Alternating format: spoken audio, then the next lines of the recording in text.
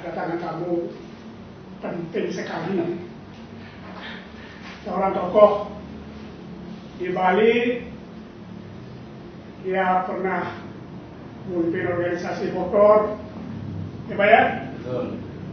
Kemudian senang melukis, Ya. betul? Betul. Pemain band, Ya. baik. Kemudian yang terpenting juga adalah dokter. Ya. Dokter. Tapi ada yang lebih penting, Pak. Hah? Ada yang lebih penting. Apa itu? Ngurus rumah Tuhan. Rumah ibadah. Oh betul. Dia juga berdesa adat di Golawah, desa adat. Jadi di ngurus Pura Golawah ya Pak ya. Ya, betul Pak. Beliau adalah Dokter Bagus Darmoyasa. Ya. Saya kira banyak yang sudah kenal di Bali, dan saya ingin berbincang-bincang dengan beliau dalam ruangan ini, dalam ruangan NBC. Mudah-mudahan nanti ada manfaatnya bagi sahabat-sahabat kami yang ada di Bali maupun di Indonesia. Sebagaimana diketahui, Pak Bagus sudah adalah teman baik saya sejak lama. Sejak saya jadi wartawan di lapangan, beliau sebetulnya sudah menjadi pejabat dan sekarang. Wah, biasa-biasa aja Pak. Biasa-biasa saja. Masih seperti dulu. Iya, selamat datang Pak Bagus. Selamat datang, Om Swastiastu, Om Pak Swastiastu. Naryono, Iya, pemirsa. Pak Bagus. Ya. Awalnya kan pasti kuliah dulu Iya. Tahun berapa Pak? Saya masuk Fakultas Kedokteran Udayana tahun 80 Pak. Tahun 80. Jadi selesainya 87. 87. Jadi 7 tahun. 86 sih sebenarnya, tapi kan menunggu pengumuman wisuda. Oh, jadi 87 ya. Lalu jadi pegawai negeri? Saya masuk jadi pegawai negeri mulai 88 Pak. 88. Jadi waktu itu masih proses gampang-gampang lah, nggak seperti sekarang karena ada birokrasinya nggak ketat. Kalau dulu begitu selesai ya sudah pilihannya mau kemana gitu. Oh, jadi langsung di gubernuran ya? Ya langsung di dulu saya Kementerian Kesehatan, Ya. tapi karena waktu itu ada peralihan ke istilahnya apa namanya Pak pusat itu milik ke pemerintah, akhirnya kita ke pemerintah Bali.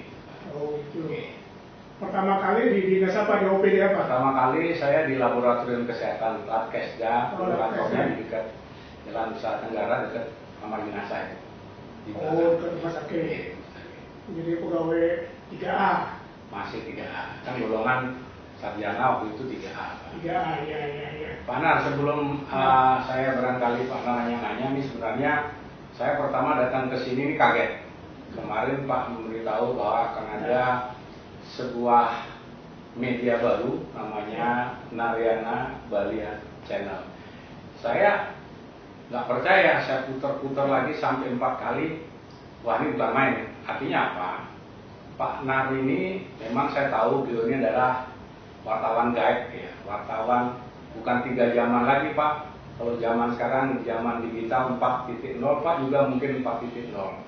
Jadi ini era baru, era digitalisasi. Mungkin channel ini juga akan menjadi sebuah viral dan mungkin akan menjadi kebutuhan dari setiap orang. Sementara hari ini saya diundang khusus nih sama Pak Naryana. Mohon maaf nih agak terlambat, saya harus mengurus cucu saya agak sakit tadi. Jadi ini luar biasa Pak. Saya sudah melihat Naryana Bani Channel ini mudah-mudahan menjadi sebuah channel yang memang dibutuhkan khususnya masyarakat Bali maupun luar Bali Pak. Luar biasa nih Pak. Memang maksudnya seperti itu Pak. Betul, saya sudah tangkap ini pasti arahnya. Ya mohon maaf ini karena kan sekarang persaingan media kan sangat ketat Pak ya. Dan kemudian saya lihat, saya tahu Pak Naryana ini dari zaman tidak enak. Beliau dari zaman kos Pak.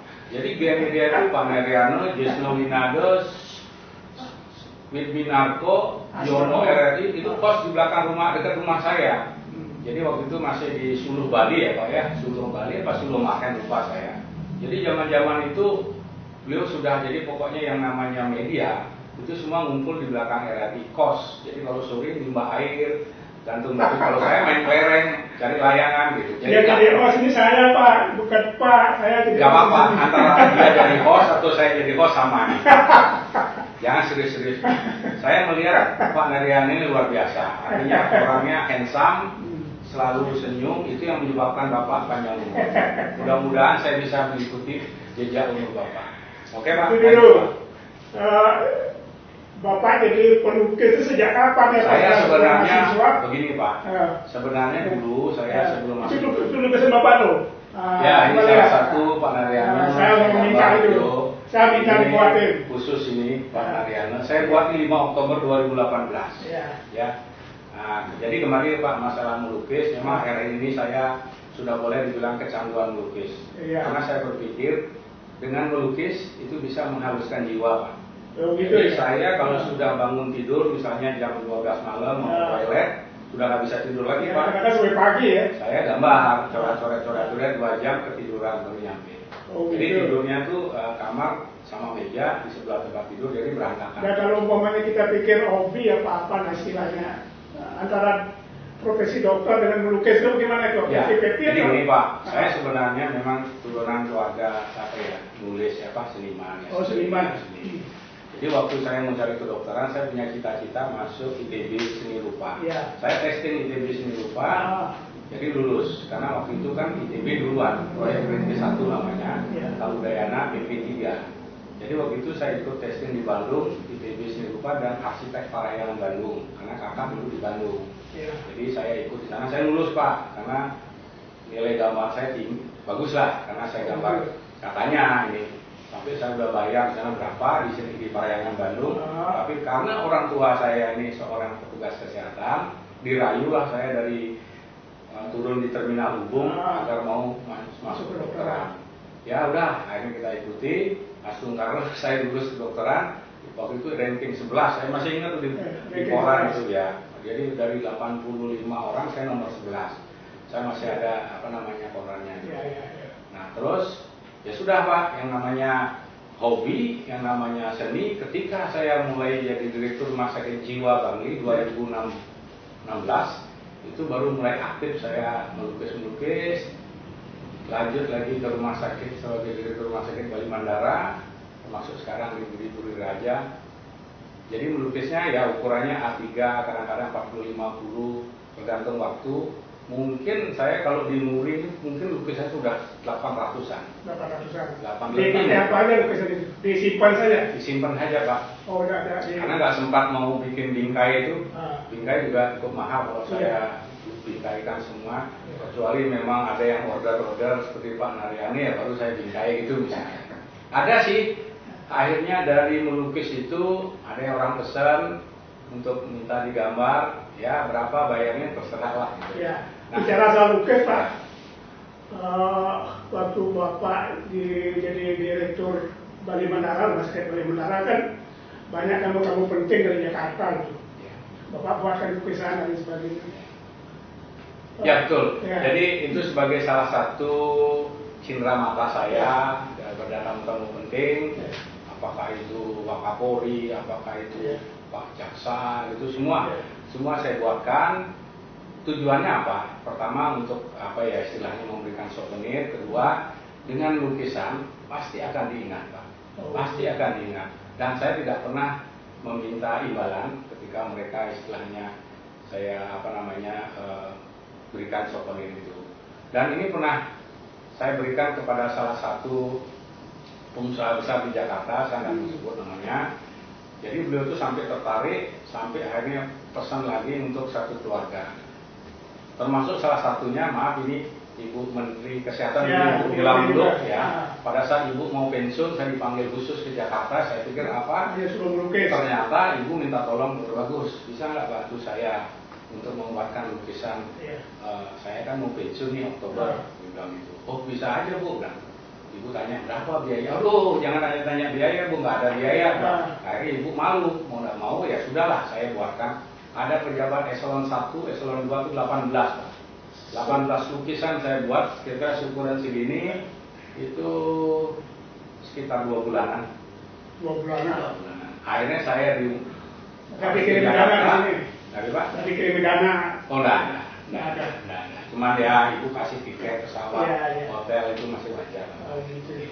Itu kenangan saya sampai sekarang dengan Ibu Nila Muluk itu menjadi kenangan sendiri, dan Ibu selalu, kemarin Ibu menerima Bintang Mahaputra bersama Pak Menteri-Menteri lain, Ibu kirim Dr. Bagus, saya menerima ini. Nah, Ibu seperti senior saya, seperti saudara saya juga. Oh begitu. Oke, Pak. Sahabat-sahabat sekarang,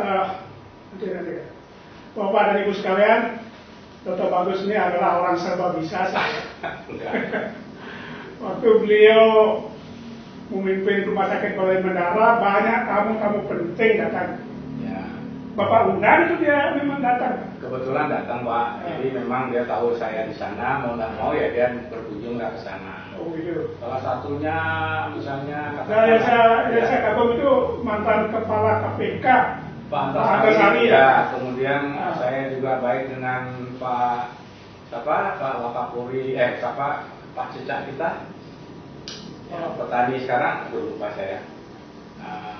Ya jadi beliau teman. Ya orang-orang penting lah. Ya kalau pejabat daerah kan wajar lah. Ya, Ya Pak Susno Dwaji, saya kenalkan dari beliau ya. Kebetulan dulu Pak Susno ini kan wakil ketua PPATK, Pak Antasari ketua PPATK. Jadi kami berteman lah. Jadi kemudian kalau yang seperti sekarang Pak Kapolrinya Pak Bimantoro itu hampir setiap hari Pak meledek-ledek. Ya bagaimana caranya berteman itu? Bapak kan pejabat tinggi yang di daerah. Enggak, begini Pak. Saya mungkin pejabat saya bukan pejabat, saya pelayan. Tapi dengan cara berteman biasa-biasa saja dengan Pak Narayana, dengan teman-teman di Pos Bali ini tidak ada jarak Pak. Saya hari ini kesini naik Gojek Pak. Oh, jadi gitu. saya pulang. Oh enggak, saya mau nongkrong dulu di sini, Pak Narayana silahkan pergi, saya nongkrong dulu di Pos Bali. Jadi itulah saya Pak, dengan teman-teman, saya bersyukur hari ini saya masih diberikan kesehatan dan kekayaan saya itu adalah banyak teman Pak. Iya. Itu yang saya cari. Ya itu keluar Pak ke dalam kan juga menangkap dari sumber daya manusia kekayaan Pak di Balai Mandara. Senang sekali dengan Bapak, karena Bapak hampir 24 jam di rumah sakit, ngurus taman, ngurus pasien, ngurus teman, ngurus pejabat. Saya berpikir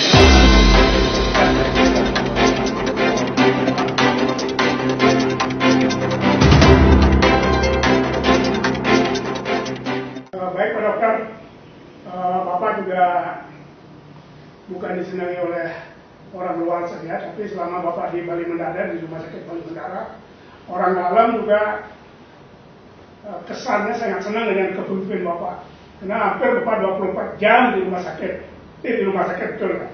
Ngurus taman saya lihat, ngurus pasien, ngurus teman, ngurus pejabat. Ya, karena ngurus rumah tangga ya. Jadi begini Pak, saya memang ditakdirkan harus melayani. Karena orang berpikir kan hidup ini adalah kesempatan, disitulah saya kesempatan. Dimanapun saya tidak hanya di rumah sakit, saya diberikan kepercayaan di desa saya, desa Pesinggahan, ketika Pak Luman ditunjuk sebagai Bendesa Pura Dolawa. Saya coba untuk memberi sesuatu ke pura ini, termasuk sekarang ini Bapak mungkin lihat, pelan-pelan saya tata. Salah satunya landmark daripada Gua Lawa, dan tiap hari sekarang orang foto-foto di sana. Ada aja, ada saja keinginan-keinginan baru saya. Nah, kalau di rumah sakit kemarin di Balai Mandara, saya berpikir ini rumah sakit yang betul-betul akan menjadi besar Pak. Kenapa? Pertama, lokasinya sangat prime ya. Jadi lokasinya strategis. Kemudian rumah sakit ini juga kami rancang, artinya teman-teman merancang ini dengan konsep yang baru, dengan peralatan yang baru. Nah, mudah-mudahan ke depan ini rumah sakit ini juga menjadi salah satu semakin rujukan dari segala masyarakat yang ada. Masalah saya dengan pegawai di sana, memang ya saya tidak ada merasa bahwa saya pimpinan. Pak boleh tanya, dengan tukang kebun biasanya seperti hari Sabtu begini, kalau saya nostalgia, Sabtu saya pagi, saya lihat sambil saya nyiram, kemudian saya ajak mereka makan, paling tidak nasi jenggo atau mungkin ngopi lah gitu. Ya mungkin bukan pencitraan Pak Narayana. Kalau saya lihat seorang pimpinan apapun itu organisasinya, kalau tidak sampai terjun ke bawah, ngomong kosong Pak. Kabel mana misalnya bocor, mana genteng, mana listrik mati, misalnya hujan bales gitu ya. Saya pasti sudah berpikir ini pasti bocor. Saya sudah pasti kontak, misalnya bagian engineering, bagian apa. Itu saya, termasuk di Kurir Harja pun begitu. Ketika 14 Agustus saya pindah di Puri Raharja karena umur ya Pak, cuma 8 ya, pensiun ya.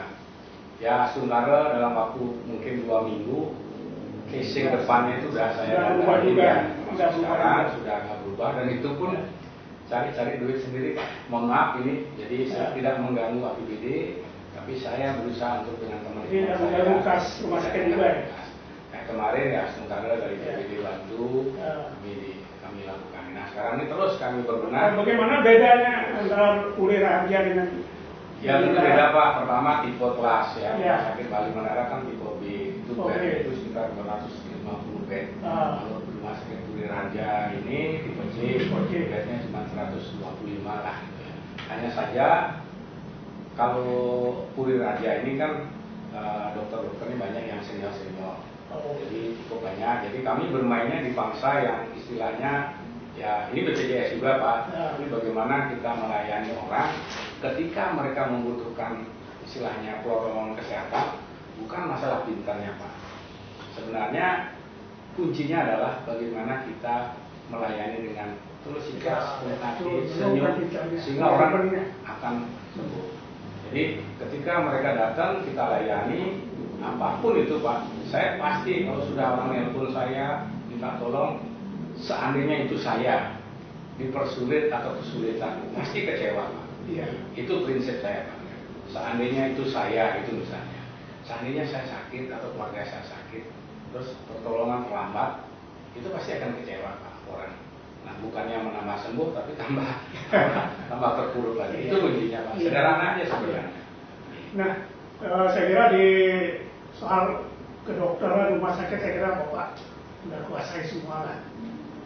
Ya sebenarnya rumah sakit itu mungkin dengan sentuhan saya, sentuhan seni ya, mungkin ya mohon maaf ya kalau saya lihat beberapa direktur rumah sakit di Bali, mungkin saya agak aneh sedikit, maaf bukan saya sombong, saya sentuh dia dengan seni Pak. Jadi misalnya interior saya selalu ganti itu Pak, setiap mungkin 2 bulan 3 bulan kali saya ganti supaya mereka merasa tidak seperti di rumah sakit. Kalau bisa seperti ya katakanlah di mall lah mungkin atau mungkin di beauty gitu ya. Saya kira bukan aneh, itu luar biasa Pak. Sangat luar biasa. Itu aja Pak.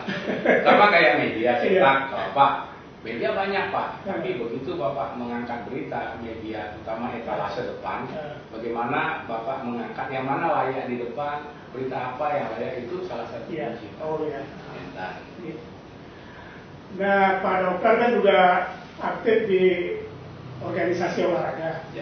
Kalau salah ya kan masih di Kurus Koni Pak ya? Ya. Masih.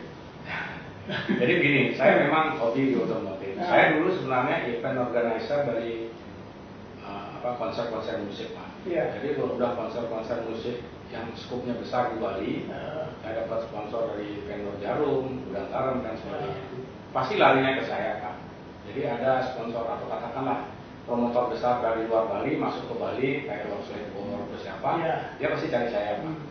Nah, saya ya karena dekat dengan wartawan, dengan aparat, jadi semua dimudahkan. Misalnya konser di stadion dulu, begitu orang main di stadion, Pak Naryani yang protes, nanti stadionnya rusak. Tapi ketika Dokter Bagus yang menyalakan, Pak Naryani sudah berpikir, nggak mungkin rusak deh, pasti nanti pertanggung jawabnya ada. Dan itu saya lakukan Pak.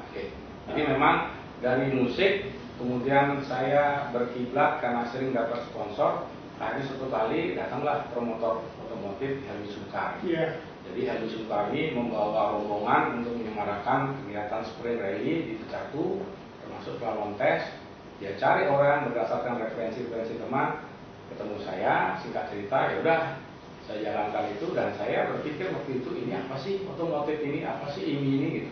Akhirnya baru tahu bahwa ada organisasi Ikatan Motor Indonesia. Kebetulan waktu itu di Bali belum ada Pak. Nah akhirnya saya ngurus ke pusat karena harus mendapat rekomendasi ini. Singkat cerita zaman itu Dirjen Sugiri ya, sebelum Tommy Soeharto yang menjadi ketua ini, saya disuruh untuk menjadi pengurus IMI di Bali. Tapi karena saya ini masih pengurus IMI pertama, jadi pendirinya ya boleh dikatakan saya. Kemudian saya ajak Pak Andi Rasid. Kebetulan beliau kepala dinas perhubungan, karena ini ada kaitan dengan perhubungan. Jadi beliau ketua, saya sekretaris. Memang saya yang merintis, membuat kop surat, buat semuanya itu sampailah sekarang ini ada IMI, Ikatan Motor di Indonesia di Bali. Memang kalau kegiatan-kegiatan otomotif zaman saya itu memang boleh dikatakan setiap bulan Pak. Rally wisata, penariannya kan sering lihat mobil di jalan-jalan. Nah mungkin sekarang agak beda suasananya beda. Ada rasa kangen untuk berkiprah lagi ke sana Pak. Mudah-mudahan ada waktu, umur panjang, sehat sehingga saya bisa berkiprah. Hanya saja sekarang kiprah saya lebih sering ngayah di Pura Dua Lama. Ya sebelum ke Pura, saya ingin nanya mengenai Bapak juga sering saya lihat main band itu, apa punya? Ya Pak, terima kasih Pak. Kalau main band seni ini, juga gitu, seni. Ya ini juga karena teman-teman yang banyak ngajak. Maaf ya Pak, dengan segala hormat tidak ada maksud apa. Pengusaha hiburan malam di Bali hampir semua teman saya Pak.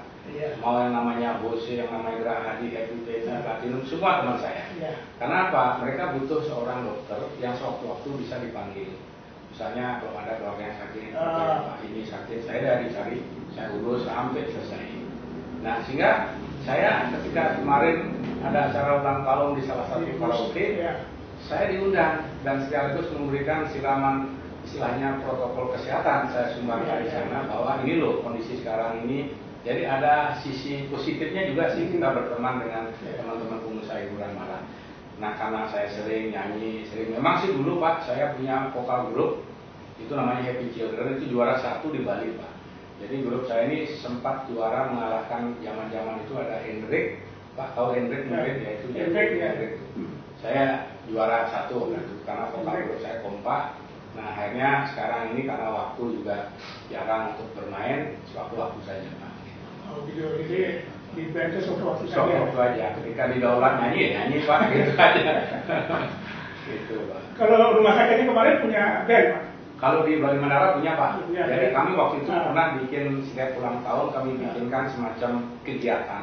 Kami rangkul mereka. Ketika pertama saya ingin menjadikan teman-teman ini kompak. Jadi saya buat sebuah paduan suara dengan tari dan gerak yang mengikuti gaya Guru Soekarno Putra. Jadi saya kumpulkan sekitar 60. Jadi saya bikin lagu, saya bikinkan gerak tari, saya carikan sponsor. Nyanyilah pada saat pertama kali belum beroperasi Bali Mandara itu di kantor gubernuran dalam rangka malam apresiasi 17 Agustus. Jadi cukup bagus ya, cukup lumayan lah. Jadi itulah salah satunya. Kemudian ada lagi teman-teman yang ngeband, saya bikinkan formulir siapa yang minat ini, yang ada yang kesenian band, kesenian Bali, mereka akhirnya terbentuklah dengan sendirinya. Itu penting Pak untuk memberikan semacam selingan dalam pekerjaan rutin mereka sebagai petugas kesehatan. Jadi sudah.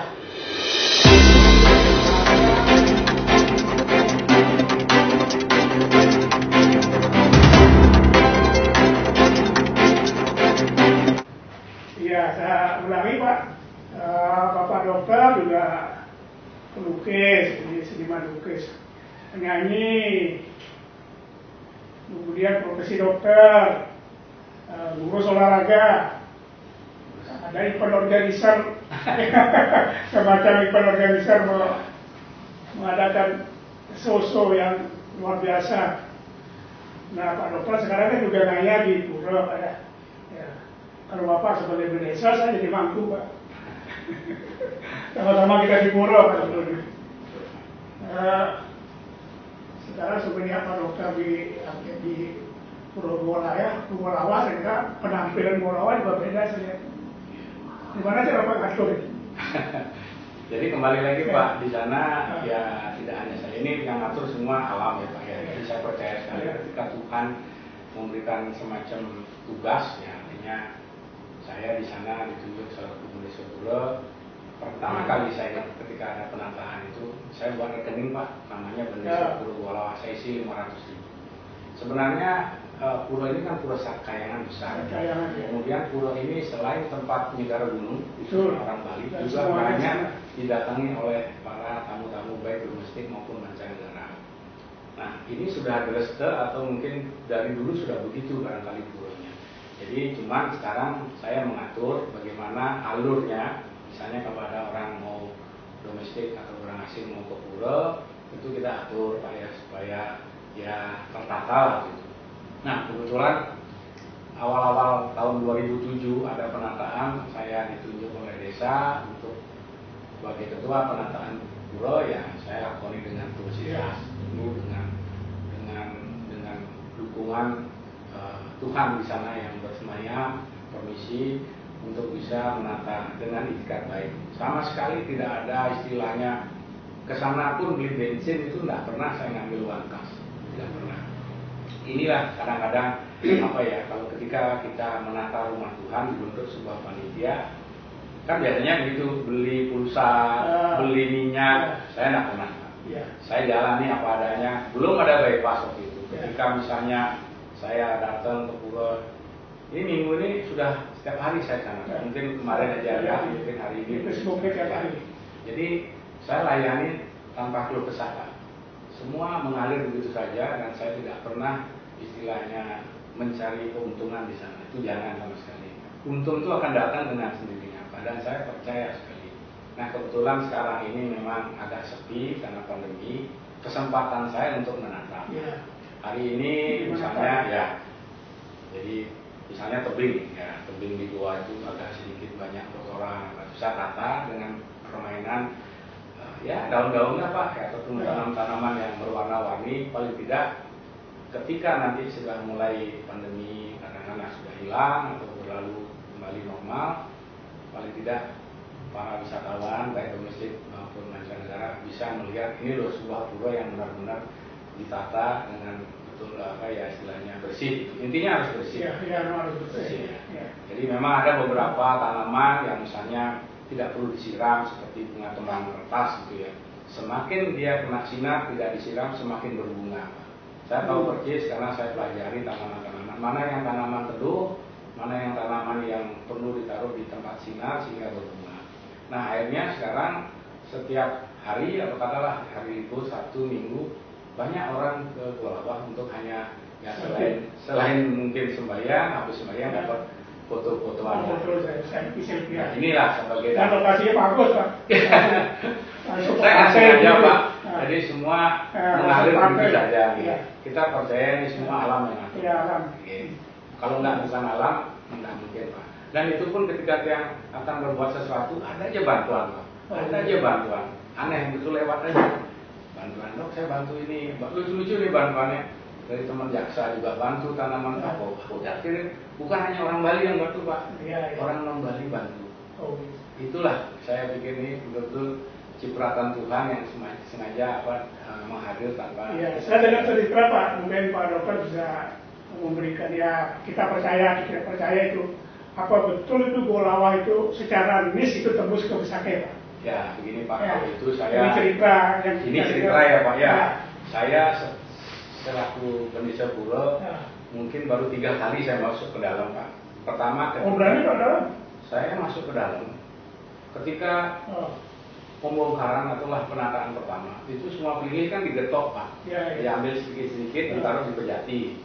Nah yang harus bawa ke dalam itu ketuanya ya saya Pak, bersama salah satu mangku itu namanya mangku sapu. Kalau mangku sapu ini hampir setiap hari itu 2 kali dia sana nyapu, artinya dia bersih di dalam. Saya sebenarnya sudah ketakutan karena begitu masuk ini kan gelap, kemudian ada ular banyak Pak. Ular, kita nggak tahu nginjak apa ini, jangan-jangan punggung ular gitu ya Pak ya.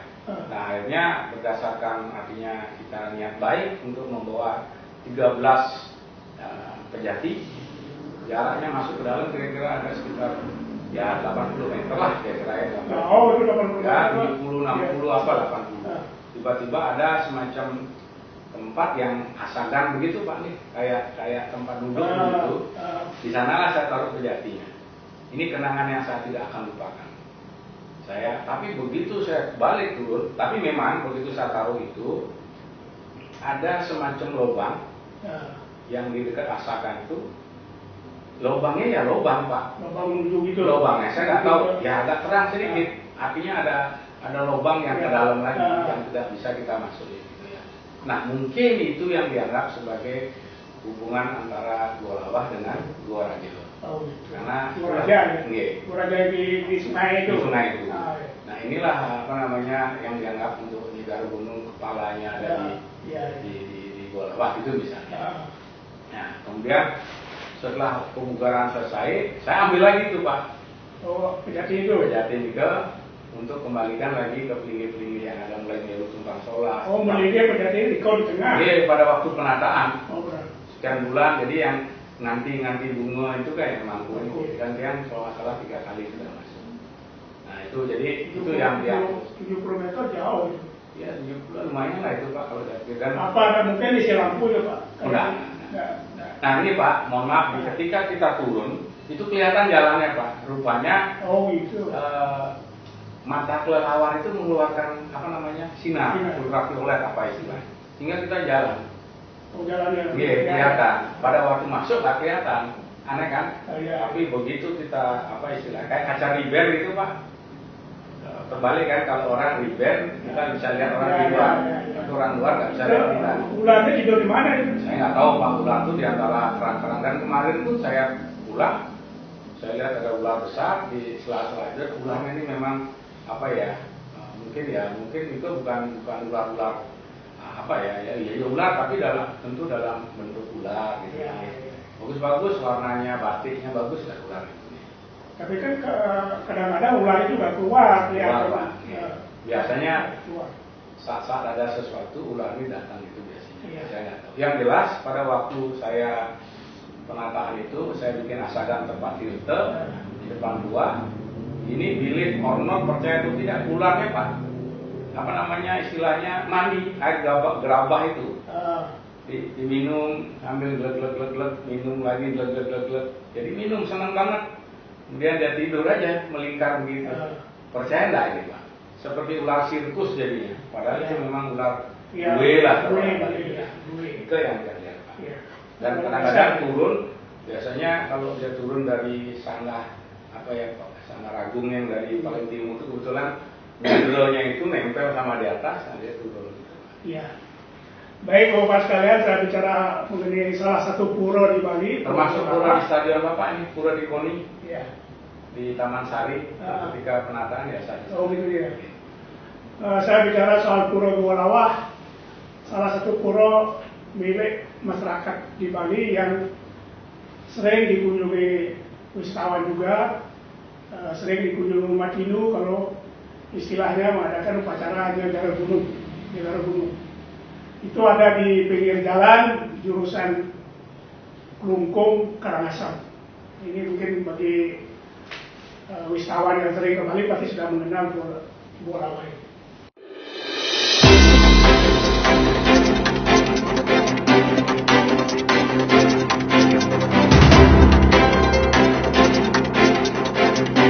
Kita sudah banyak bicara soal pekerjaan, tapi itu banyak kerjaan dalam tanda petik. Gimana Pak dokter ngurus rumah tangga? Putranya berapa sih? Iya Pak, terima kasih. Rumah tangga sangat penting Pak. Saya kebetulan laki-laki 2, asmukare, yang satu sudah istilahnya sedang mengikuti pendidikan dokter spesialis. Yang nomor 1 sudah di sini. Oh, juga besar. Yang nomor 2 juga dokter laki-laki. Sekarang sedang akan nomor. Yang lahir bulan-bulan lalu tuh cucu ya? Cucu Pak. Oh cucu. Ya, jadi saya anak laki 2.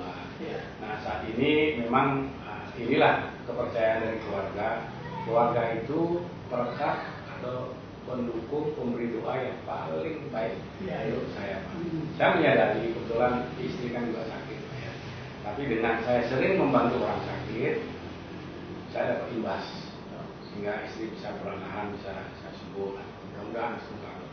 Dan saya meyakini ketika kita melaksanakan tugas dengan sungguh-sungguh, apapun profesi itu diyakini, yang rasa pasti berjalan dengan baik. Satu prinsip hidup saya adalah mencari kawan sebanyak-banyaknya, mencari karma yang sebanyak. Ya, saya kira itu baik. Ya. Terima kasih Pak Dokter. Ya.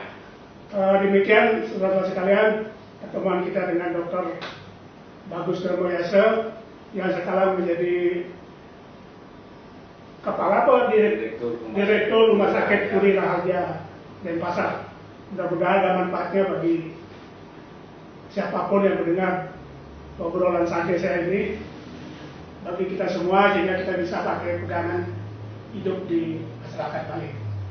Kita akhiri dengan Bapak Santi. Santi.